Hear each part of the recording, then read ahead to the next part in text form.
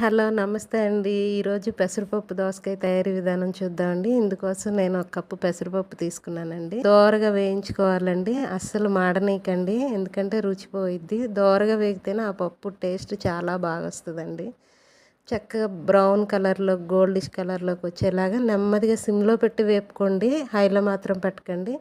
ఈ శుభ్రంగా కడిగేసుకుని దీనిలోనే కొంచెం వాటర్ వేసేసి ఆయిల్ పసుపు కూడా వేసి బాయిల్ చేస్తానండి. ఇది సగం వరకు ఉడికిన తర్వాత ఇందులోనే నేను ముందుగా చూపించిన దోసకాయ, పచ్చిమిర్చి, చింతపండు, టమాటాలు, ఉప్పు, కారం అన్నీ వేసేస్తానండి. అన్నీ వేసి అయితే ఈ పప్పు సగం పైన అంటే 50% ఉడికితే చాలండి. అప్పుడు ఈ దోసకాయ ఇవన్నీ వేసేసి ఉడికించుకుంటానండి. ఉడికిన తర్వాత మనకి పప్పు అంతా కందిపప్పులాగా 100% ఉడకక్కర్లేదండి. 75% ఉడికితే చాలండి.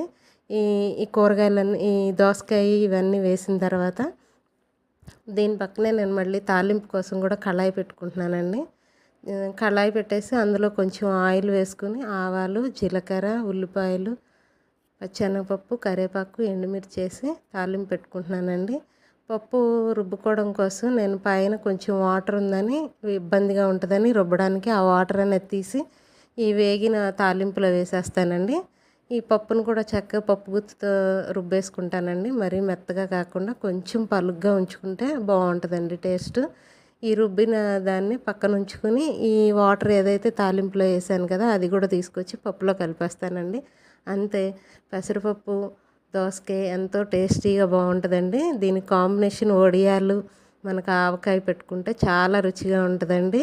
Thank you so much. Like and share, subscribe.